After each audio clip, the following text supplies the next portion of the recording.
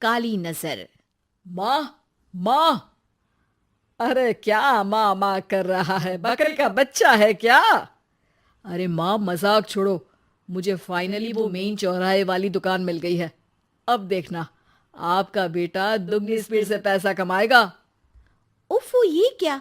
मेरी online makeup class चल रही है। इतनी जोर से क्यों बोल रहे हो आप दोनों? अरे मेरी धर्म पत्नी जी, मेकअप क्लास बाद में करना। वो चौराहे वाली दुकान मिल गई है हमको। अरे वाह! रुको, मैं अपनी माँ को फोन लगाकर बता देती हूँ। अरे मैं भी अपने रिश्तेदारों को बता देती हूँ। कितनी खुशी की बात है। हाँ हाँ, मैं भी अपने दोस्तों को बता देता हूँ। एक हफ्ते बाद रजिस्ट्री है। बस, घर में खुशी का मौका था। उन तीनों ने अपने अपने फोन उठाए और लोगों में बात फैलाना शुरू कर दिया। और रही सही कसर, श्वेता बहू ने अपने पड़ोस में सबको बताकर कर दी। अरे वर्मा आंटी, अब हम भी जल्दी कार ले लेंगे। घर का रेनोवेशन होगा और ठाट से रहेंगे हम भी। अरे, ऐसा क्या हुआ? लॉटरी बाटरी लग गई है क्या? अरे, इस बार चौराहे वाली मॉल में हमको भी दुकान मिल गई है। दुकान नंबर 21, जो एकदम चौराहे पर है। अब ग्राहक बढ़ेंगे तो आमदनी भी बढ़ेगी ही ना। अरे वाह, कितनी खुशी की बात है। मैं बहुत खुश हूँ तुम्हें इतना खुश देख के। बाकी एक बात कहूँ, सबको मत बताते फिरना। किसी की नजर लग जाएगी तो खुशी की खबर वापस लौट जाएगी। हैं? ऐसे थोड़ी ना होता है। अब डरा रही हो। अरे सही कह रही हूँ। काली नजर कहते हैं इस चीज को, जब आप किसी को कुछ बताओ और वो काम बिगड़ जाए। अरे लेकिन मैं तो। तुमने सबको बता दिया ना?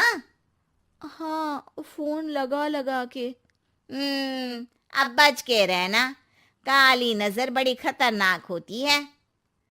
श्वेता इतनी खुश रहती है कि वो वर्मा आंटी की बात पर ध्यान ही नहीं देती, जबकि पड़ोस में और भी लोगों से खुशी की खबर शेयर करती रहती है।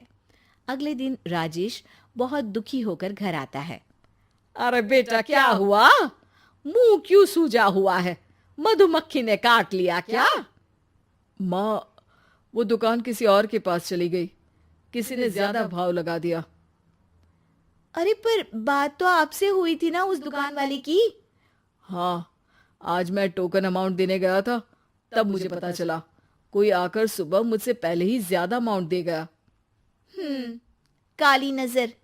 क्या? क्या कहा? वर्मा आंटी ने समझाया था कि किसी को बताना मत, वरना काली नजर लग जाएगी। अच्छा, तुम्हें उनकी बात मान लेनी चाहिए थी। उनकी बात मान लेती, लेकिन उसके पहले ही सबको बता चुके थे ना हम तीनों। अरे अगली बार से ध्यान रखेंगे। कोई भी नई चीज होगी तो किसी को नहीं बताएंगे। तीनों कुछ दिन ऐसे ही रहते हैं, पर एक दिन श्वेता को एक मेल आता है। राजेश, मेरा ऑनलाइन मेकअप कोर्स कंप्लीट हो गया। अब मैं खुद का पार्लर खोल सकती हूँ। अरे वाह, अपने मोहल्ले में ही खोलते हैं। ये जो घर के सामने दुकान है ना, वहीं। हाँ, यहाँ सस्ती भी मिल जाएगी। अगले दिन श्वेता वर्मा आंटी के पास जाती है, मिठाई का डब्बा लेकर। अरे आओ आओ, कैसे आना हुआ? जोर से नहीं बोलूंगी। वो सामने वाली दुकान है ना, वहां मैं अपनी पार्लर की दुकान खोलने वाली हूँ। उसकी मिठाई है। अरे वाह, बहुत बधाई हो तुमको। हाँ, मैं कमाने लगूंगी तो राजेश पर पूरे घर का बोझ नहीं रहेगा ना आंटी जी। ये तो है। पर ये बता कि तूने ये बात किसी और को तो नहीं बताई ना? अरे नहीं नहीं, पिछली बार गलती कर दी थी। काली नजर लगी किसी की और राजेश के हाथ से वो दुकान चली गई थी। सबको मत बताना। चलो मैं चलती हूँ, कल दुकान की बात करने भी तो जाना है। अगले दिन श्वेता दुकान के लिए मालिक से बात करने जाती है। अरे लेकिन दुकान तो हम कल रात को ही किसी को दे चुके हैं। कल ही? हाँ, कल ही। 2 दिन बाद कोई यहाँ पार्लर भी खोल लेगा। आप कहीं और दुकान देख लीजिए। अरे पर हमको भी तो पार्लर ही खोलना था। हाँ भाई, ये एक ही दुकान है, आधी आधी तो नहीं दे सकता ना मैं। राजेश और श्वेता घर पर हताश होकर आ जाते हैं। इस बार तो किसी को बताया भी नहीं था, अब किसकी काली नजर लग सकती है। सुनो, तुमने माँ को बताया था क्या? अरे कैसी बात कर रही हो, माँ की नजर थोड़ी ना लगेगी। पक्का तुमने किसी को नहीं बताया था ना? सिर्फ वर्मा आंटी को बताया था, उन्होंने ही मुझे किसी को नहीं बताने को कहा। अरे यार, तुम भी सही हो, मेरी माँ को नहीं बताने को कह रही हो, पर वर्मा आंटी को बताना तुम्हें जरूरी लगा। अरे वर्मा आंटी ने ही तो काली नजर के बारे में बताया था ना, वो हमेशा हमारा भला ही तो चाहती हैं। मेरी माँ भी हमारा भला ही चाहती है। अरे पर चिल्ला क्यों रहे हो? बात नहीं कर सकते क्या आराम से? नहीं आता वो आराम से बात करना, और करना भी नहीं चाहता हूं मैं। दुकान जाने का दुख गुस्से में बदल गया था और राजेश और श्वेता में बात बंद हो गई थी। 2 दिन बाद मोहल्ले में पार्लर का इनॉग्रेशन हुआ, जिसमें मोहल्ले के सभी लोगों को बुलाया गया, पर श्वेता, राजेश और माँ नहीं जाते। माँ, अंदर आ जाओ, क्या देख रही हो? अरे नया पार्लर देख रही हूँ अपने आंगन से। देखो, माँ को दूसरे का सुख देखने में कितना मजा आ रहा है, मेरा दुख नहीं दिख रहा इन्हें। यहाँ मेरा पार्लर भी तो हो सकता था। अरे चुप रहो यार, हर बात में लड़ाई क्यों ढूंढ रही हो? राजेश और श्वेता फिर बहस करने लगते थे। तभी माँ ने दोनों को बाहर बुलाया। अरे जरा देखो तो, दुकान चलाने वाले का बोर्ड पर नाम क्या लिखा है? श्रुति वर्मा। गाड़ी निकाले बेटा, हमें कहीं जाना है। काली नजर का इलाज कराने? राजेश अपनी बाइक निकालता है। तीनों ट्रिपलिंग कर रहे हैं।